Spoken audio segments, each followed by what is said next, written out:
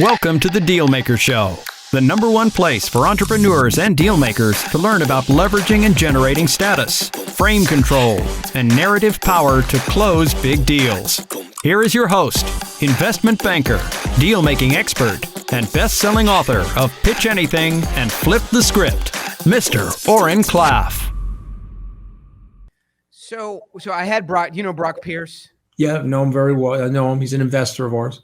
Oh, great. Yeah. So I had Brock Pierce, back here in the warehouse back there when I had a set a couple years ago. He's like, all I'm doing is buying Bitcoin. You got to buy Bitcoin. And I said, very interestingly, Brock, get the fuck out of here with Bitcoin, right? What is this nonsense? And then he went on to buy, every Bitcoin to get his hands on. And obviously he was very prescient about it. But the one thing he wasn't able to clear up for me or us, is it an asset class? Is it a store of value? Is it a transfer of value? Yeah. All of three, none of the above? Yeah. Well, I mean, I think it's too soon to be categorized as any of those things. I think it's 10 years from now, I would like to tell you that it's going to be a store of value. You could certainly look at its trajectory and say that it's done a good job of storing value. It has a lot of volatility to it, and so that gets people concerned. But if you take a 30,000 foot view and you look at where Bitcoin was in 2013 and where it is today, it's certainly been a magnificent performer. But I think if there's something else going on, and I think what Brock would say if he was here is that Bitcoin is fully engaged in the network effect. It's fully engaged in Metcalfe's law. And what did Professor Metcalfe say? He said that you can value things pursuant to the growth of their network. And so Amazon has a network. It's a retail network. Facebook is a social network. Google is an ad and information and advertising network. What is Bitcoin? Well, you tell me. If it's a monetary network, then the coins will be worth $1 million a coin. If it's a store of value network, then the coins will be $500,000 a coin. If it's neither of those things, somebody would say, well, then it's going to go to zero. Maybe, but maybe not. You just got done telling me that these Pokemon cards, some of those boxes are worth tremendous amounts of money. Bitcoin is scarce. It's digital. You and I are of a generation that is probably not as familiar as the ether, the digital components to life, but we've got 3-ish billion gamers out there. And people are very comfortable living in the digital world. They're comfortable living in their Roblox houses and swimming in the Roblox swimming pools. And so there are things that will be worth something in the world of digitization. Look at what Peoples did with his piece of artwork, that first NFT. He sold it for $69 million. Jack Dorsey's tweet, they digitized it and they encapsulated it in an NFT. It sold for $2.5 million. But not too dissimilar, look at that. Look at that Mickey Mantle card, Right. So let me tell you something that'll make you laugh. Okay, yeah. The 1935 Monopoly game. You had $1,000 in that game of Monopoly money. The dollar, in terms of its purchasing power, is down 98%. If you went to eBay to buy the original paper Monopoly dollars, okay, you would have to pay. You were buying them in the game that were worthless inside the game. You'd have to pay over $1,000 for them. So the Monopoly dollar has gone up while the American dollar has gone down. Okay, so people have to tell me, if they don't want to accept it, they want to pretend that we're in a normative society where things ought to work a certain way. Yeah, our government ought not to borrow 51 cents for every dollar that it's spending. They should not do that, but they are doing it. And so as a result of them doing it, we have to live in a society the way it is, not the way we want it to be. And so we have to adjust ourselves accordingly. So Bitcoin is going to be worth something. There are too many people, too many players involved. So if I'm right, I think it'll be worth $500,000 a coin. If I'm wrong, I don't think it's going to zero. And so it's a pretty crowded market of people raising money for crypto, raising crypto funds. Kathy is at the top of the food chain, at the top of the pyramid. You go down a little bit, there's a lot more people. You go down the base and there's a ton of noise. And everybody's trying to combine their barbecue grill website.com with AI, machine learning, NFT, crypto, in order to get some kind of to 1999 era at a .com, today, add crypto and AI and, Right. get a bounce on your barbecue grill manufacturing plant. Mhm. So it's very noisy down at the bottom. It's noisy in the middle, but also at the top, there's credible funds. How do you, how are you differentiating really the pitch at the, both at the institutional and family office level for the way you're managing the crypto asset class, or is there just enough demand that you're sort of letting the people you want in? I think that'd be very interesting to. Yeah, so I think it's a really good question, but let me just go with your analogy for one step further. If it's a lot like the .com craze of 20 years ago, there were survivors, even though there was a boom and bust cycle. And by March of 2000, the 5,000 NASDAQ went to 2,400. It was down 55%. And the quote unquote .bomb bubble exploded. Amazon survived. Right. Amazon went down, but Amazon came back and became the killer app for retail. It's controlling 51% of the internet retail expenditures. So I would say that's apropos to the day. There's shit coins out there. There are ICOs that I think are likely to be worthless. There's the e-toys, if you will, pets.com. But then you have Bitcoin and you have Ethereum. And there will be certain players that I think make it to the other side of this thing. And so will they get roughed up on the way? Certainly. There's never been a situation in our society where a new technology has come in and everybody says, oh, that's fantastic. Let's embrace the technology. These stable owners and the carriage builders were like, this horseless carriage is a bunch of nonsense. It's a fad. It'll burn itself out. Who wants to drive around like that? Bill Gates in 1995, he said that the internet was a fad. Netscape came public. He said, I have no interest in that. It's a fad. Well, it turned out Bill Gates was a fad, but sure. Yeah, but he got that wrong, and then he adapted and pivoted, right? Yeah. And he built Explorer, and he went on to create tools related to the internet and the cloud and all this other stuff. So what happens is you have early adopters. They'll try anything. They're excited about it. They think it's the future. That could be the people that were wearing the Google Glass. You remember the glasses from Google? They were going to change our world. They were going to put in your field of vision, their search capabilities. Well, it turned out that it was too awkward for people. It was giving them headaches. Didn't work. But Bitcoin is different, I think. It's a network. It fits the bill for how societies look at money and stores of value. Remember, gold is only worth 5% of its value for manufacturing purposes. The other $7.3 trillion ascribed to gold is based on society's perception of its store of value. We know axiomatically that money is never worth what the goods and services are that we're trading for it. Let me show. We're on a video cast, right? I can show this. So this in my neighborhood, these are known as Italian singles. See those? Those are Italian singles. Okay. Let's talk about these for a second. This is a piece of fabric. It's let me get it in the frame. It's got nylon in it. It's got cotton in it. It's a fabric. It's not paper. There's no paper money. And what's in there? It's a green paint. There's a Ben Franklin. He's not even a president. His picture's on there. There's a counterfeit strip. It's absolutely worthless. Okay, worthless. Okay, however, not to you and me, because I can hand this to you and I can get goods and services out of you, or vice versa. Or if I gave this as a tip to the valet tonight, my car is going in the front of the restaurant. If I give this to the pizzeria, I'm getting a pizza. If I give it to my landscaper, he's going to cut my grass. It's worthless. So when people say, well, Bitcoin is worthless, what is this worth? What it is a trusted network among billions of people that perceive this slip of fabric as worth something. And so once it scales and the network is solidified, and that's what's happening with Bitcoin. Now, the best thing about Bitcoin is I can't make these in the Bitcoin world. There's an infinite supply of these. You know how many of these were made by the federal government this year? $469 billion was printed by the federal government this year to assuage the societal issues that we have related to the recession and the pandemic.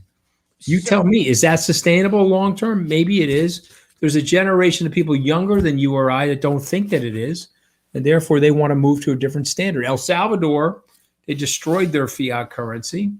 The new government there says, okay, well, we're going to go to something that's more standardized, that can't be held to the capricious whims of policymakers or politicians. So I think, most of the people that I, get in this conversation with, are of this direction that sure, it's worth something. But I would say, not long ago, I don't know, 5-6 years ago, I acquired 27 hotels in 18 months with a partner. And so if you think about acquiring an asset, and I looked on Wikipedia, you have some physical assets, so then it's incumbent on you to build a pro forma and say, these are our assumptions. This is, this is our cost of capital. This is our cap rate. This is how we project our exit. This is what we think the market does. This is our competition. This is how the asset, performs over time and how we increase the value of it. And when we think we've maximized the value and are in an exit path. So those are traditional: acquire an asset, mature it, season it, and either, retain it if it continues to do well, or have an exit analysis. So how, when you're raising capital, so I don't think anybody that I'm involved with disagrees that there's stored value, that there's asset value to some degree, there's transfer value in crypto, specifically Bitcoin as sort of the apex predator in crypto. But how do you then raise capital for a fund without the tools of traditional? So I'm acquiring 2 shipping vessels, in energy. And so we're doing the exact same exercise. I'm acquiring a fintech company, not quite the same, but we have customers and we have revenue and we have advertising metrics. And then we have, historical NOI, and we have a competitive set, and we have a pretty good understanding of how the firm will grow, given, we do a good job executing. But it seems like all those traditional tools are not available in pitching a crypto, either the currency or a fund that invests in the currency. What's the architecture for a pitch in digital assets in your mind? Well, I think, and there's a lot of different pitches. You mentioned Kathy Wood, NYDIG, the Kathy's research, or NYDIG's research. I would implore your listeners and viewers to look at it.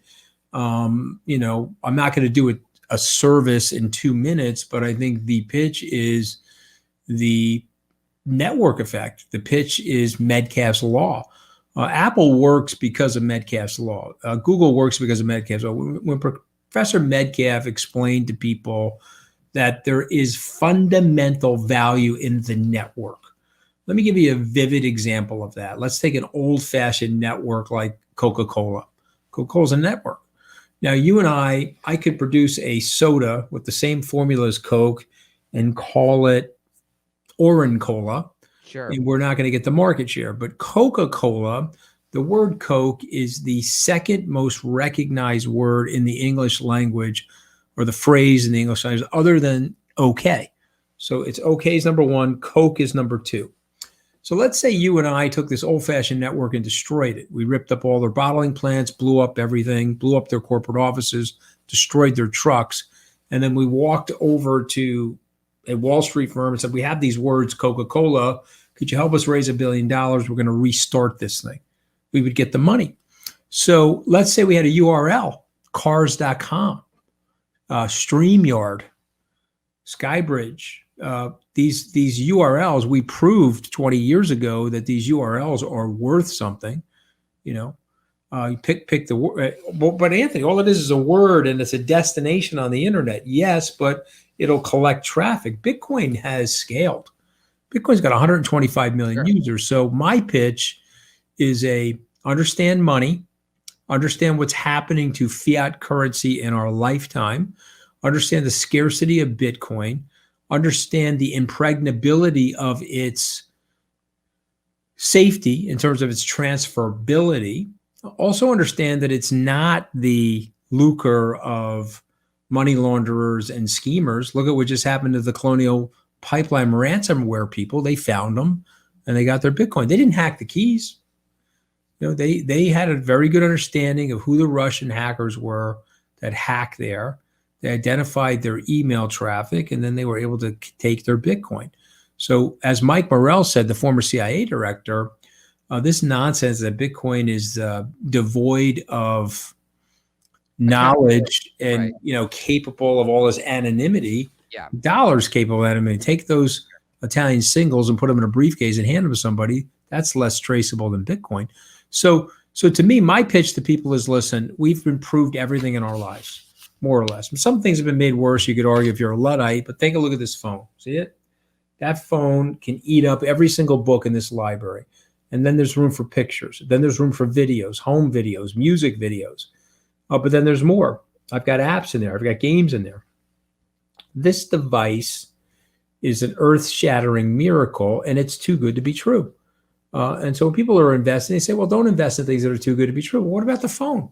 What about Apple? Apple went from $10,000 on its IPO to $21,140,000 today, 24 years later. But you had to stomach 8 turns where Apple dipped below 50% of its 52-week high.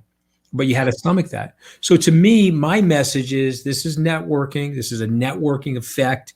It's grown to 125 million. It's on its way to $1 billion. It's scarcity. And so the result of which, it will be worth more. And if the Satoshi Nakamoto is right, just read his white paper. Sorry about that, but just read his white paper.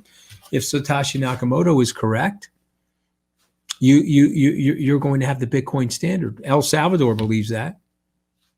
So if I'm listening to this, Oren and Anthony talking about, crypto, they're thinking that Oren needs my skin products. That's what they're thinking. If they are, well, I would say if you're that deep, I mean, look, we see a lot of deals today, evaluate stuff. I'd say if you're that deep in crypto, I don't know why you do a skin product, but it's a different, conversation. Unless you're personally passionate about it. I'm only doing it for you. This would be a skin product that would be exclusive for you. Believe me, I need products in other areas first. So. Okay, well, I mean, you're going to have to go to pharmaceutical companies for that. Okay, I can only offer the non-drug oriented stuff. Believe me, I'm on it. That's why I have the that part of search, that doesn't show up in history. So I'm watching Oren and Anthony talk about crypto, and I want to get in, but I'm not buying a $24,000 or $60,000 Bitcoins as a point of entry. So somebody's enamored with this. They do think it's the future of finance. They do agree with your perspective that it's a network effect, but the cost of entry is too high for kid entering. A couple guys around the office, they're beginning their careers in finance. Where would you direct them to? I wouldn't say safely get started, but mitigate their exposure so they have enough time, to get familiar and enough time to pattern match and understand the trades without going in once looking for a big gulp return, not getting it, and then bowing out too quickly. Where would you, from your perspective, suggest those kids get a point of entry that's sustainable? So I think it's a brilliant question. And so if it's on small dollar amounts, I would recommend a place like BlockFi or Coinbase. I think those places can accommodate people. BlockFi actually has a credit card there. And so you can make your purchases and get a rebate in Bitcoin, which I think is a pretty nifty idea. BlockFi is growing very fast. I will point out that I'm an investor in both of those companies personally. So I just full disclosure. But what I would say is get started. I grew up, in the middle class. My dad was a laborer. He was an hourly worker. I would never dishonor his work ethic, Oren, by telling you I grew up poor. I did not grow up poor. We had a budget. And if my dad's work hours got cut, well, things around the house got cut. If he had extra overtime, maybe we got the Schwinn bicycle. It was up and down pursuant to his labor. But why am I bringing this up? I'm bringing this up because I didn't have any meaningful money as a kid. When I went to Tufts, I had to borrow the money. When I went to Harvard, I had to borrow the money. And when I got out, I said, okay, how am I going to start from -0 to get myself to a meaningful net worth? And there's a couple of simple ways to do that. And that is, you're going to make a decision to pay yourself first.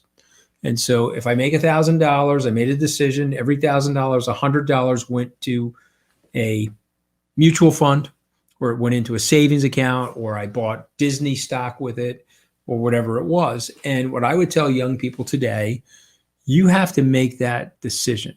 Buy less tokens on Fortnite or V-Bucks or whatever they're called, and just say, you know what, I'm going to put $100 a week away in something. It doesn't have to be necessarily Bitcoin. It could be an ETF. It could be a stock and bond ETF. It could be anything. But what ends up happening, if you take that philosophy in your 20s, the money begets money, and it starts to aggregate and snowball. And when it starts to happen in a magnificent way, it'll take some pressure off you. You're also training yourself to live with less, because what we find is that we don't need that much. What are you going to buy? A second dinner? Let's say you're worth $1 billion. Okay, that's great. Mazel tov. How many planes? How many houses? How many pieces of art? What are we doing with the stuff? Okay. And ultimately, it's almost the universe telling you something, that there's simplicity. We know that the best ideas are simple ones. We know that the best concepts are simple. And we know that when we're simplifying our lives, we think more clearly. So for me, I would tell young people, you want to get rich, you want to be financially independent, start saving. Is Bitcoin a good place to do that? Yes. Is it going to have volatility and risk? Yes, it will. But that's what I would do. I'd open up a BlockFi account or a Coinbase account. And full disclosure, I have ownership in both. And I just opened my BlockFi account. I'm waiting for my credit card. But that's what I would do. And thank you. Appreciate that. And I think I would agree with that. And if you're listening to this, that's a great place to start. And if you lose, if your investment goes down, then call me and I'll give you Anthony's number and you talk to him about it. But no, so what? And do your kids have a budget? Yeah. By the way, this is not investment advice. I just said that on behalf of Skybridge Compliance. I'm just offering performance of an asset does not indicate clear future performance, and you should not rely on past performance in order to make this investment. Click here for acknowledgement. Thank you very much. And some foreseeable impacts may exceed this helmet's ability to protect the user from certain injury or death. There you go. There are two disclaimers that I like to give. So what you just read, I went to law school, and I only learned two things in law school. Can I tell you what they are, Oren? Yeah. The first one was, don't be a lawyer. That was the first thing I read. And then the second thing was, avoid lawsuits. Okay, yeah. That was the second thing. So the point being is that, you got to read that, and everyone wants to sue each other, and everyone's angry with each other all the time. But don't focus on any of that either. Just focus on the simple stuff. One last point on this. My 80-year-old mentor at Goldman is a terrific guy. He's 80 years young.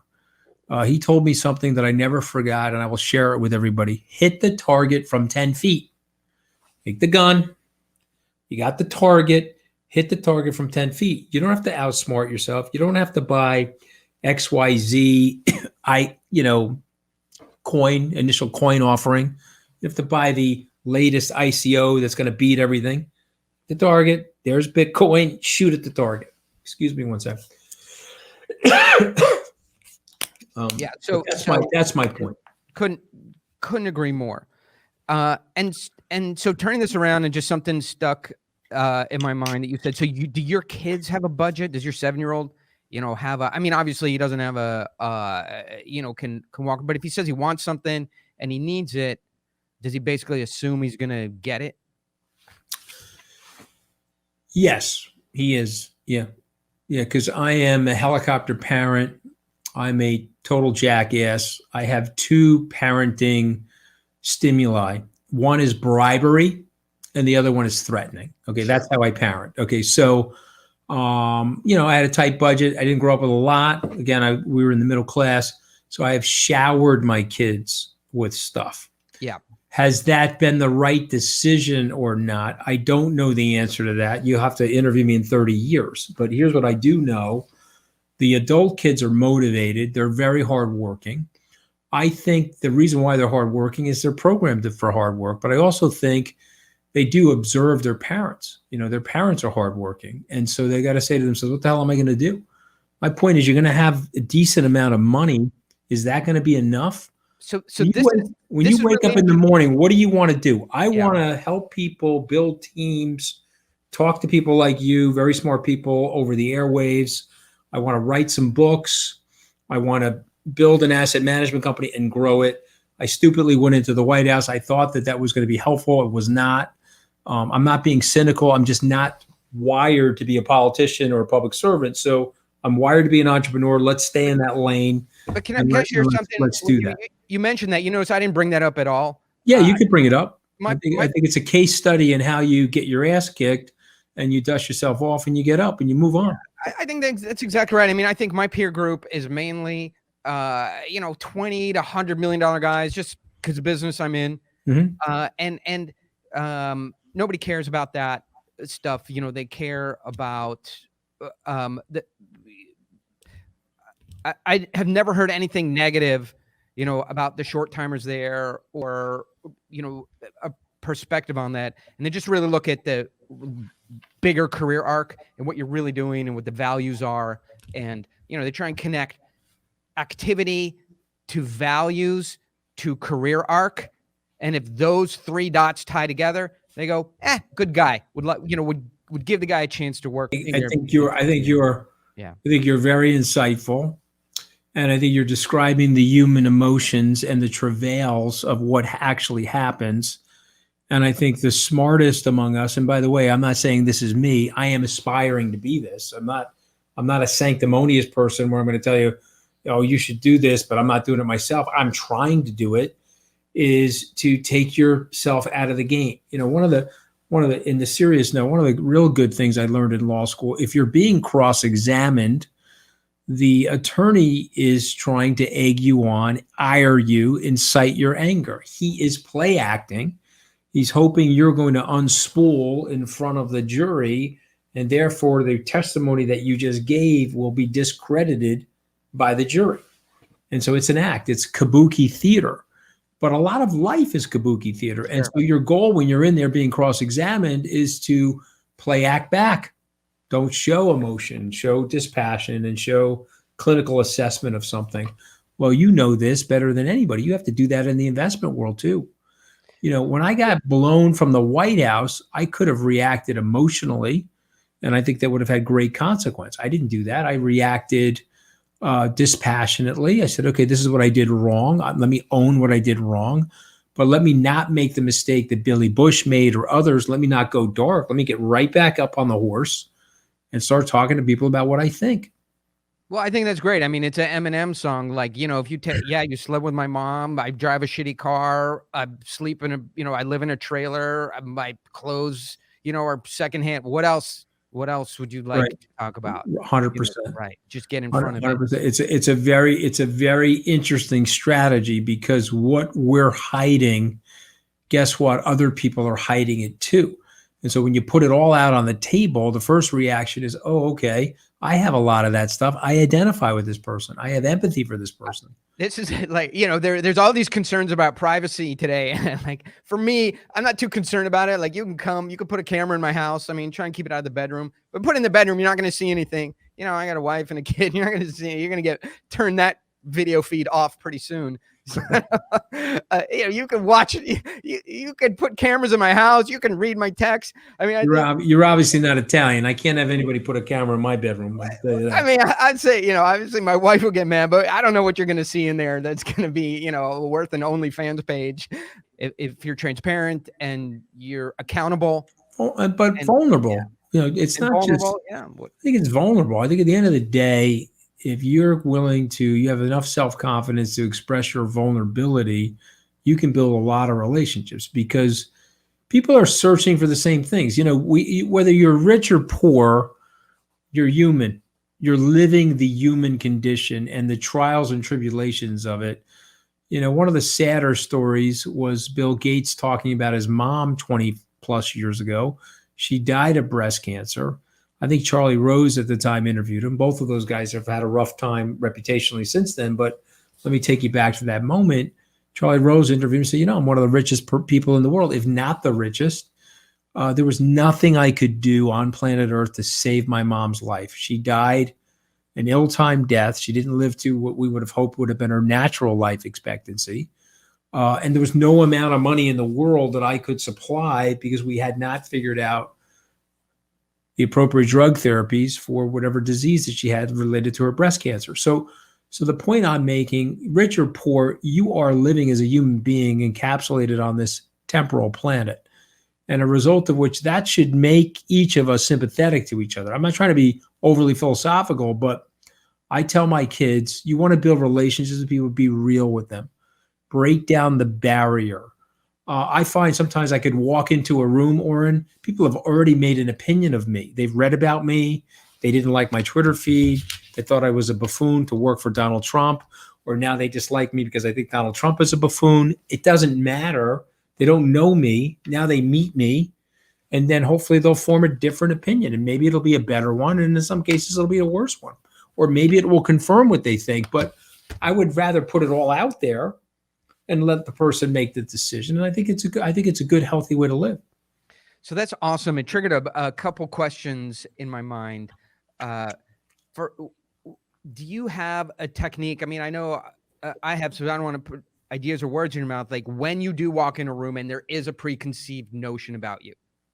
And I think the CEOs we work with, because we help companies raise money or go public or sell themselves or, sell or raise capital is a big thing, right? And so they walk in a room. And the most common thing is that the investors or the buyers sort of have forgot all the material and go, I'm sorry, could you start at the beginning? And there's no framing. It's a blank sheet of paper. And the meeting can't really be effective because now they have to go all the way back and cover the basics. So the meeting can't really go into the depths of the company because they just got to cover, hey, we're a fintech company. We've got $30 million in revenue. We're growing 30% year over year. We're trying to do a $25 million recapitalization. But they have to cover all that, and there's no time left to really get into the meat. So either there's no preconceived notion, or more problematically, it's negative.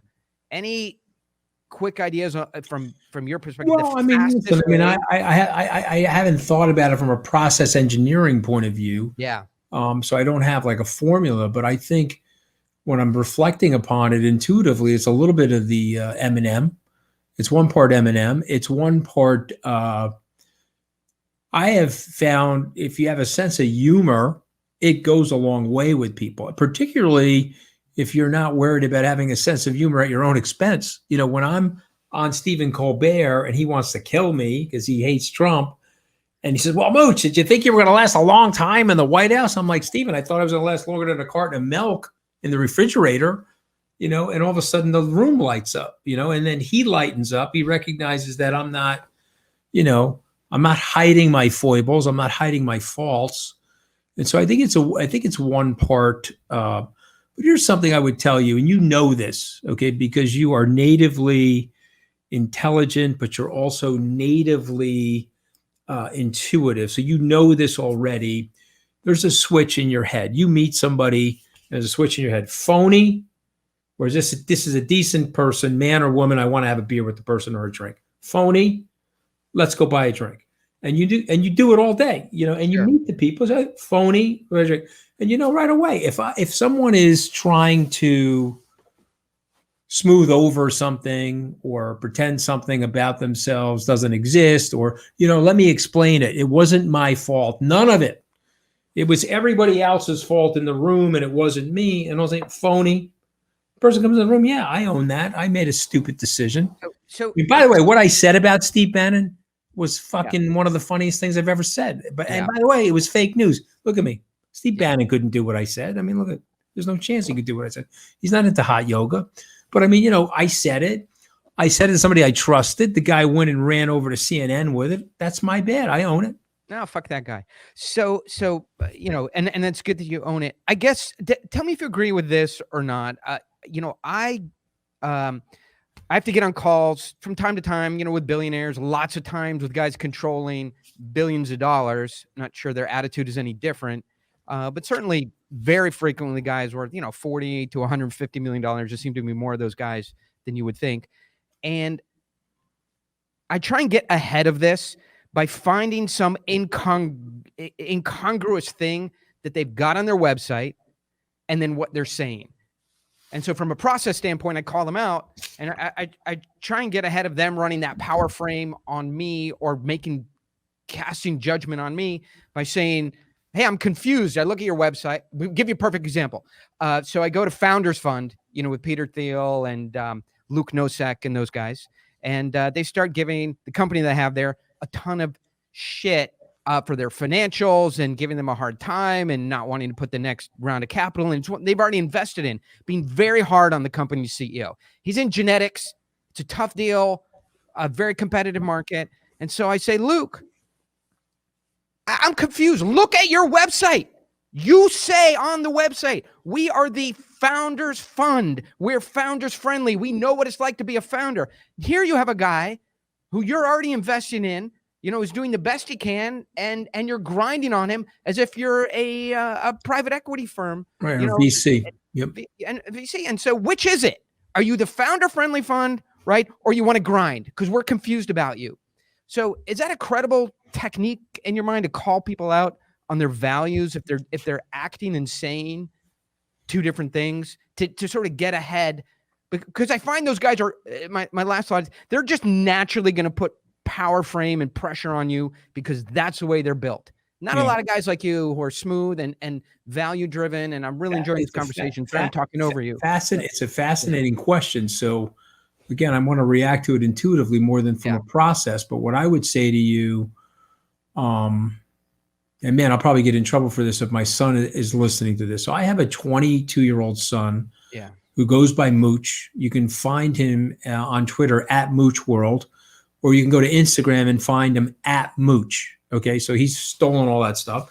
Yeah. And not stolen, he's taken it. He's better at it than me. He is a videographer in the music industry. He's done videos for Travis Barker, Machine Gun Kelly. His last two music videos trended to #1 in the world. Now, I probably sound like I'm bragging about him, but I'm just trying to frame it for you. Okay, so he's got this creative skill, this directorial skill, but he doesn't have the administrative functionality, which makes sense because lots of people that have creative skills don't have that functionality. 100%. So rather than me hitting him with a stick and saying, you got to have that, let's find somebody. Okay. And the person that he's working with is rough on the furniture. Okay. He has sharp elbows. Well, that does happen. Okay. But it's also, or another 22-year-old. So I have assessed that the guy is a good guy and he's sowing his oats. He's finding his way. So now it's my job to be the best version of myself and coach him. Okay.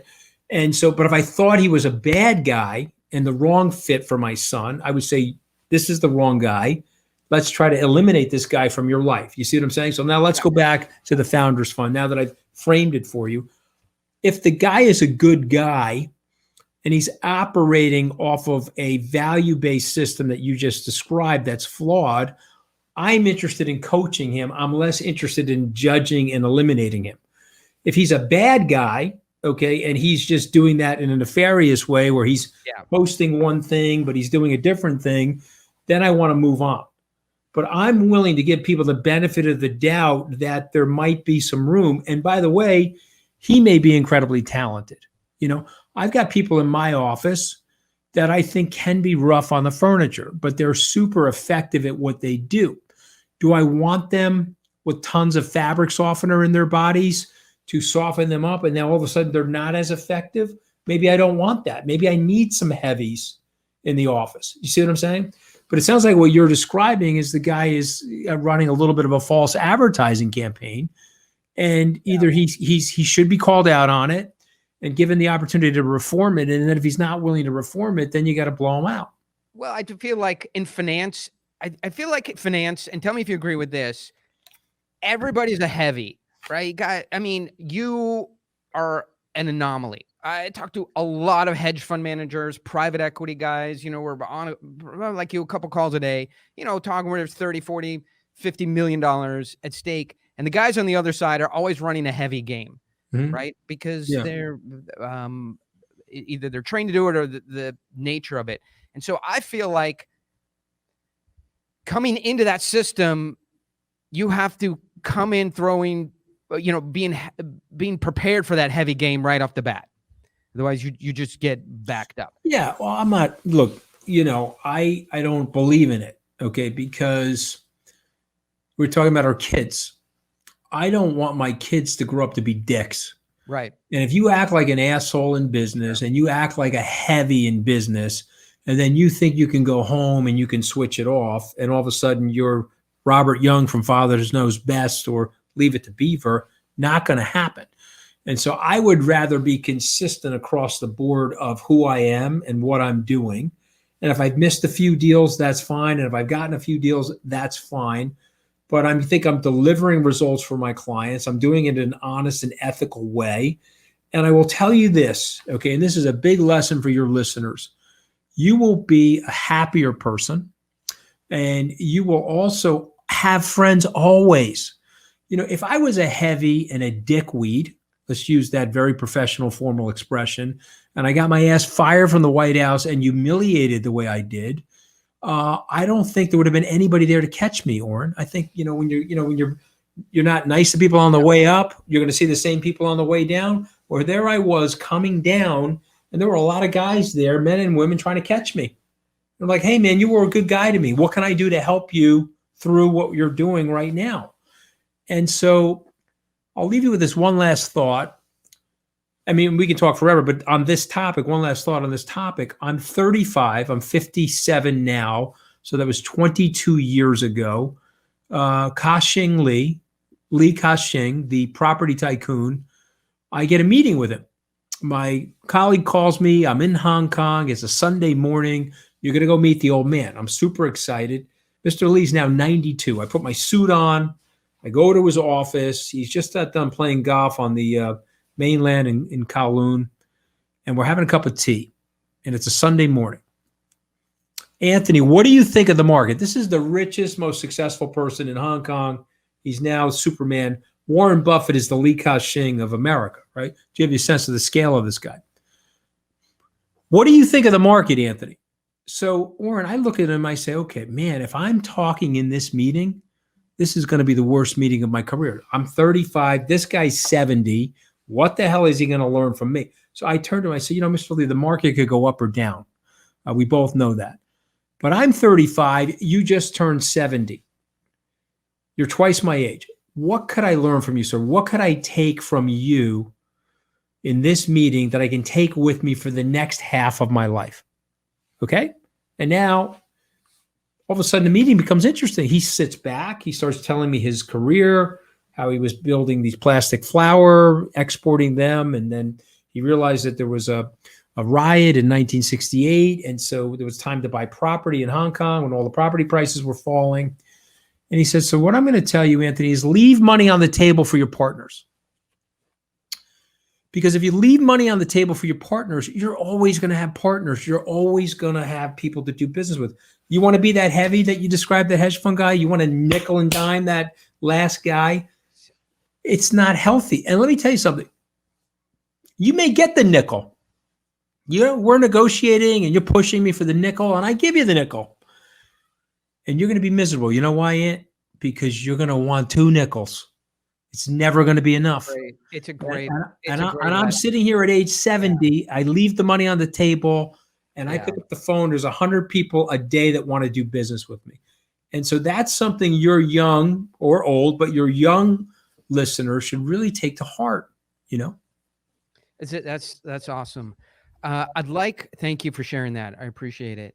And I think everybody who's gotten to some measure of success has had to live through some version of that. I know when I was 35, I was a super aggressive pitch man for equity. And we had a deal we were selling, and I told my partner, hey, he was older. There's so much demand for this deal. I can sell it at a 4 cap, right? And, I can raise all $20 million at a 4 cap. And now our $3.4 million payday is going to turn into 5.8. And he would say, don't do that. And I say, why? I can. Like, I've generated the demand. I've built the pitch. It's a great asset. You know, I've laid the foundation. He said, don't be a pig, leave something on the table. So, Smart. so I think everybody's Yeah, I should see, get and, some, I love it because you identify with it. And the other thing is, it makes you better as a person.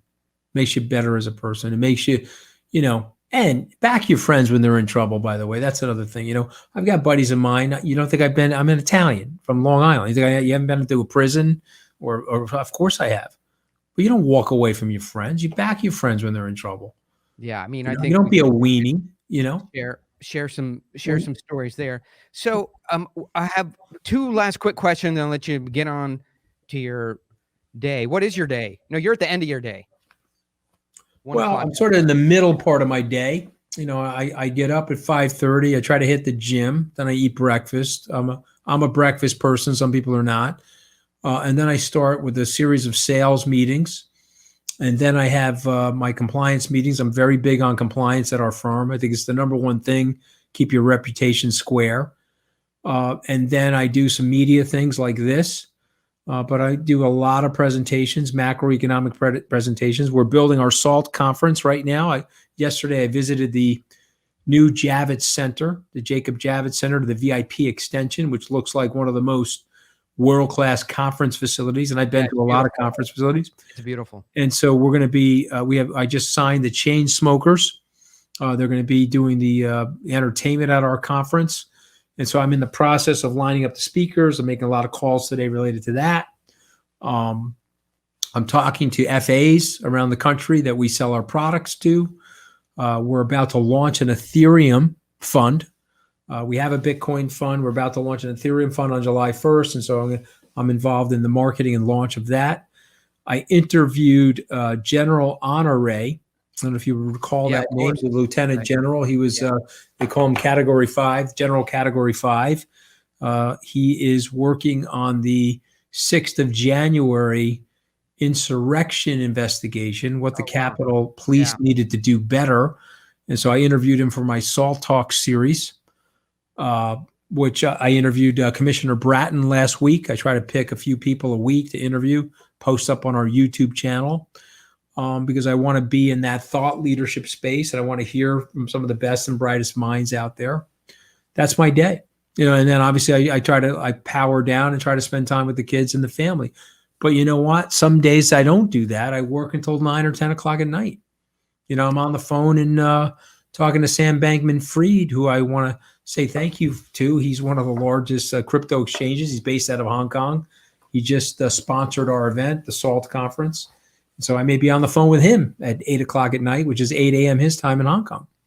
That's awesome. And it's a very different conversation with you than what I expected from, sort of the media and some of the other impressions. Very centered, value driven, not, salesy, focused. Really, really fantastic conversation. Well, you get profiled in the media, my brother. You know that. You get profiled. Go look at my resume. If I had no hair and I wasn't Italian and my last name was different, and you read my academic background and you looked at my resume, you'd have a different opinion of me. But, I have a Long Island accent. I grew up in an Italian neighborhood. I got my ass kicked, and I've done some ass kicking. And so, you get profiled. I get it. And by the way, I'm cool with that. I don't give a shit about it. I'm just pointing it out. And I would tell other people, if you're bummed out about being profiled or you feel you're being ethnically stigmatized, who cares? Just go, no self-pity. Just go live your life. Scaramucci, that's Comanche Romanian. That's the origins of that. Scaramucci, it actually, that was something they were teasing me about on the white. It actually means small skirmish, believe it or not. And there was a character in the Commedia dell'arte called La Scaramuccia, and he always came onto the stage to start a fight. And so maybe I'm appropriately named. I don't know. I mean, I think it's a funny last name in Italy. Let's put it that way. Well, now it means big skirmish. So two other quick questions. So look here, motherfucker. Swearing. Yeah. I swear quite a bit. I use it strategically. They say it's a sign of intelligence, by the way. I'm going with that because I swear all the time. I swear all the time, but there's a place and a time. Yeah. to do it, and there's a way to do it. Some people just swear awkwardly. Yeah. Like they're trying to just get it out, and they got it out, and it's If I sitting on the swear table too like much on this, you could be honest. I mean, I don't know. Sometimes it just comes out of my mouth. You know, I don't right. know. Right. So I think it has to flow. Right. But do you have an opinion on it? I mean, does it offend? If you're interviewing somebody, you're interviewing somebody for a position, right? You guys are it's mid-interview. You're not talking about families and everything, and they swear in the interview. So is it depends. You know, if it's well placed, and if I get the guy's personality or the woman's personality, I'm probably okay with it. So, you know, cursing is one thing, but also being, you know, you got to be at the right level of formality at the right times in a situation. I think my sense of it is whenever it lifts the situation up, adds some levity, adds some tone, adds just an exclamation point. If it's bitter or it's self-serving, then I find it falls flat. Yeah. If it's for you, it's for you. If you're swearing for you, then it falls flat. If you're swearing for everybody, then it can be a lot of fun. Yeah. I think I see, you know, it's interesting because you seem pretty process oriented. You know, you have some really good thoughts that are a little bit more formulaic than mine, but I agree with what you're saying. I think that's actually true when I think about it. Well, I speak at a lot of conferences, so I have to have something to talk about, and people want formulas to take away. So, last thing, you know, presumably you could just, you know, get a Iridium phone and disappear to some island and turn it on, you know, twice a year at Easter and Christmas, and you know, do that.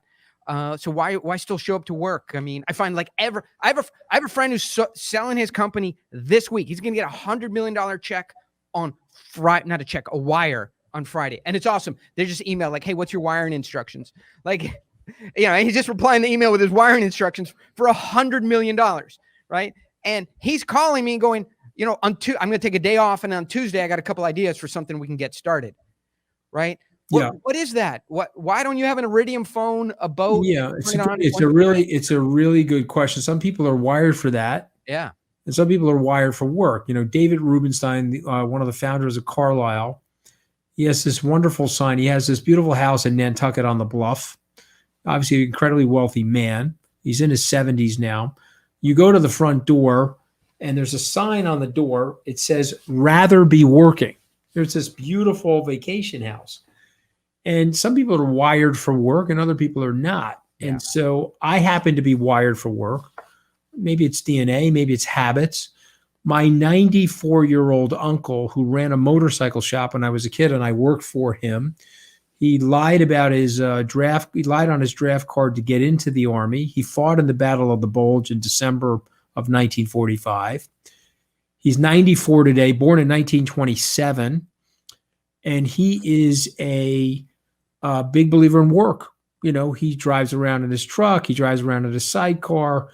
And he thinks the work keeps him alive and keeps him fresh and keeps him sharp. I know other people, they drop the work, they go to fish, they get the Iridium phone. They're the happiest that they've ever been in their life, and they live another 50 years.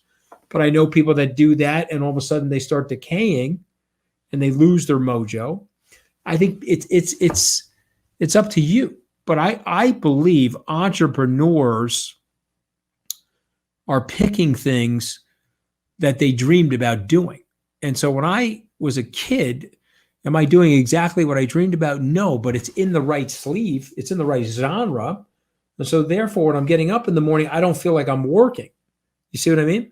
Totally agree. And I tell my kids this, you know, like my son is a videographer. He dropped out of college to be a videographer. That goes against the establishment and the consensus, but not against me. Yeah. You know, I live by the immortal words of what Mel Brooks talks about. Mel Brooks, the American comedian, is my philosopher king. And he's got the best line ever. Relax. None of us are getting out of here alive. Relax. Yeah, it's great. And just think about it, right? So what am I doing? What am I going to do today? Is this fulfilling? Is this going to help me? Is it going to help others? Yeah, then I want to do it. And for my kids, if that's your dream, go do it, because you're going to blink. You're going to be 90. You look back and say, what the hell happened? You know, and I want them to say, hey, I gave it my best shot and went for something. And one of the things I will tell everybody on this call, I haven't reached every one of my dreams, but the fact that I'm going for it is invigorating. It is stimulating. And the fact that I have been thrown from the horse, metaphorically, and, look at what happened to me at the White House. I got ejected like an Austin Powers villain, skinned alive, and then rolled in margarita salt. Okay, so what? Here I am. Don't live with any regret either. I don't wake up in the morning, Oren, and say, okay, let me kick myself in the pants today. I stupidly got fired from the White House 4 years ago. Let me be self-pitying and smack myself in the ass this morning. I don't do that. I say, okay, that happened. I learned from it. Let's move on. I want to just take, not that there is pressure, but I want to just take a little bit of pressure off of you. You're on the East Coast, close to Washington. We're out here, Los Angeles, San Diego, San Francisco. Mm-hmm. Like, this is, there just isn't that view or perspective or that long memory or that sort of intensity yes. you're framing it up with. Yes. It's just, you're right there, but move 3,000 miles this direction. Nobody coming into an interview with you is interested in that. Yeah. They're interested in what you're doing in crypto, where you're. I think that's fair. I like bringing it up because I think as an entrepreneur, what I find the left coast is very interested in, unless you tell me differently, is adapting and pivoting, resilience. I think West Coast people that are making investments in entrepreneurs are like, okay, can this person, man or woman, take the heat? Yeah. Can this person fail, but fail with some level of values, dignity, and some level of adaptation? You see what I'm saying? So that's why I like bringing it up. But I agree with you as it relates to the red hotness of the politics. I think it's less relevant. What's relevant is, can you get up after you've gotten kicked in the teeth? That's my point. Yeah, well, 100%. And so I'm going to let you get back. I'm getting the hook on time. I'm going to let you get today. Thank you for the. It's a pleasure. I'd like to do a home and away. I'd like to invite you on Mooch FM. This is why I get to do the interview. Okay, I'm going to reach out to your team. Well, let's do it. Hey, thanks for listening, and be sure to stay tuned for more great content from Oren Klaff. If you want to get daily insights and additional assets, go to orenclaff.com/daily and sign up for a 7-day trial of the Daily Dealmaker. See you next time.